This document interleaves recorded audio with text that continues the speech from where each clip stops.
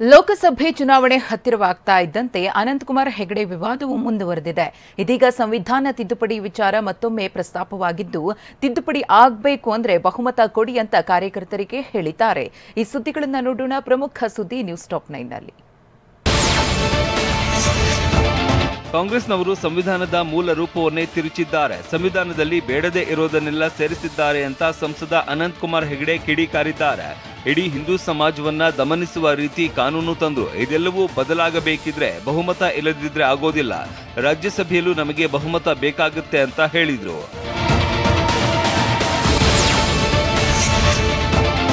ಈ ಸಲ ಮೋದಿ ಅವರು 400ಕ್ಕೂ ಹೆಚ್ಚು ಸೀಟ್ ಗೆಲ್ಲಬೇಕು.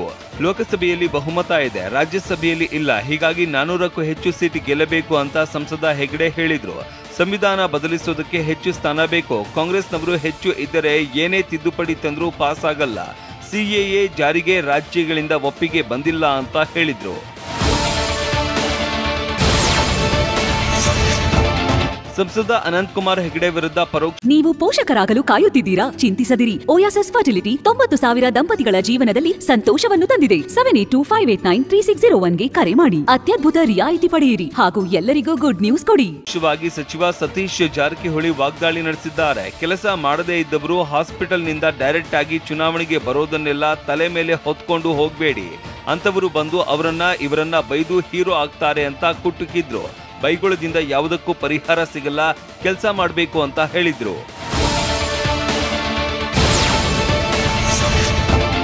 ಕರ್ನಾಟಕ ರಾಜ್ಯದಲ್ಲಿ ಈ ಬಾರಿ ಬಿಜೆಪಿ ಗೊಂದಲದ ಗೂಡಾಗಿದೆ ಅಂತ ಮಂಗಳೂರಿನಲ್ಲಿ ಕಂದಾಯ ಖಾತೆ ಸಚಿವ ಕೃಷ್ಣ ಭೈರೇಗೌಡ ಹೇಳಿದ್ರು. ಬಿಜೆಪಿ ಮೊದಲ ಪಟ್ಟಿಯಲ್ಲಿ ಹಾಲಿ ಸಂಸದರಿಗೆ ಟಿಕೆಟ್ ಘೋಷಿಸಿಲ್ಲ. ಕಾಂಗ್ರೆಸ್ನ ಮೊದಲ ಪಟ್ಟಿಯಲ್ಲಿ ಹೊಸ ಮುಖಗಳಿಗೆ ಅವಕಾಶ ನೀಡಿದ್ದೇವೆ. ಶೀಘ್ರದಲ್ಲೇ ಕಾಂಗ್ರೆಸ್ ಪಕ್ಷದ 2ನೇ ಪಟ್ಟಿ ಬಿಡುಗಡೆ ಮಾಡುತ್ತೇವೆ ಅಂತ ಸಚಿವರು ಹೇಳಿದ್ರು.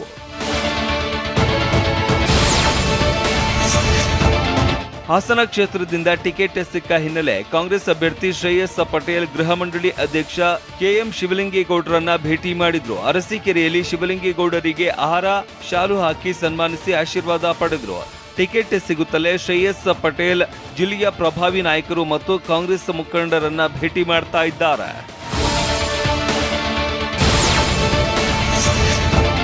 ಲೋಕಸಭಾ ಚುನಾವಣೆಯಲ್ಲಿ ತಮಿಳುನಾಡಿನಲ್ಲಿ ಕಾಂಗ್ರೆಸ್ ಮತ್ತು ಡಿಎಂಕೆ ಮೈತ್ರಿ ಫಿಕ್ಸ್ ಆಗಿದ್ದಕ್ಕೆ ಕೆಸಿ ವೇಣುಗೋಪಾಲ್ ಹರ್ಷ ವ್ಯಕ್ತಪಡಿಸಿದ್ದಾರೆ. ತಮಿಳುನಾಡಿನ 9, ಪುದುಚೇರಿಯ 1 ಕ್ಷೇತ್ರದಲ್ಲಿ ಕಾಂಗ್ರೆಸ್ ಸ್ಪರ್ಧಿಸಲಿದೆ. ಬಿಜೆಪಿ ವಿರೋಧಿಗಳು ಒಂದಾಗ್ತಾ ಇರೋದು ಸಂತಸದ ವಿಚಾರ ಅಂತ ಎಐಸಿಸಿ ಪ್ರಧಾನ ಕಾರ್ಯದರ್ಶಿ ಕೆಸಿ ವೇಣುಗೋಪಾಲ್ ಹೇಳಿದ್ರು.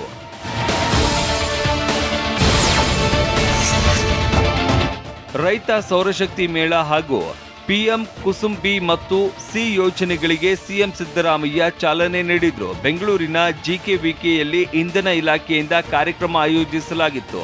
ಕಾರ್ಯಕ್ರಮದಲ್ಲಿ ಇಂಧನ ಸಚಿವ ಕೆಜೆ ಜಾರ್ಜ್, ಕ್ರೆಡೆಲ್ ಅಧ್ಯಕ್ಷ ರಾಜೇಗೌಡ ಮತ್ತು ಇಂಧನ ಇಲಾಖೆಯ ಅಧಿಕಾರಿಗಳು ಉಪಸ್ಥಿತರಿದ್ದರು.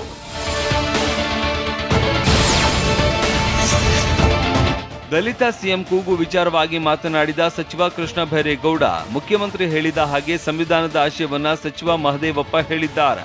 ಒಮ್ಮೊಮ್ಮೆ ಅವಕಾಶ ಆಗಿ ಬರುತ್ತೆ, ಒಮ್ಮೊಮ್ಮೆ ಅವಕಾಶ ಸಿಗೋದಿಲ್ಲ. ಇದೆಲ್ಲ ಸಾರ್ವಜನಿಕ ಜೀವನದ ಅವಿಭಾಜ್ಯ ಅಂಗ. ಆದ್ರೆ ಅವಕಾಶ ಸಿಗಬೇಕು ಅನ್ನೋದ್ರಲ್ಲಿ ಯಾವುದೇ ತಕರಾರಿಲ್ಲ. ದಲಿತರು, ಬೇರೆ ಜನಾಂಗದವರು ಎಲ್ಲರಿಗೂ ಅವಕಾಶ ಸಿಗಬೇಕು ಅಂತ ಹೇಳಿದ್ರು.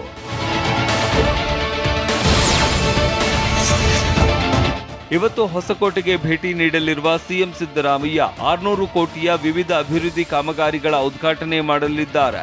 ಕಾಮಗಾರಿ ಉದ್ಘಾಟನೆ ಜೊತೆಗೆ ಲೋಕಸಭಾ ಚುನಾವಣೆಗೆ ಮತಬೇಟೆ ನಡೆಸಲಿರುವ ಸಿಎಂ ಮತದಾರರ ಮನವೊಲಿಸಲಿದ್ದಾರೆ. ಇಲ್ಲಿನ ಚೆನ್ನಬೈರೇಗೌಡ ಕ್ರೀಡಾಂಗಣದಲ್ಲಿ ಸಂಜೆ 4 ಗಂಟೆ ಕಾರ್ಯಕ್ರಮ ನಡೆಯಲಿದ್ದು, ನಗರದ ಎಲ್ಲೆಡೆ ಬಿಗಿ ಪೊಲೀಸ್ ಬಂದೋಬಸ್ತ್ ಕೈಗೊಳ್ಳಲಾಗಿದೆ.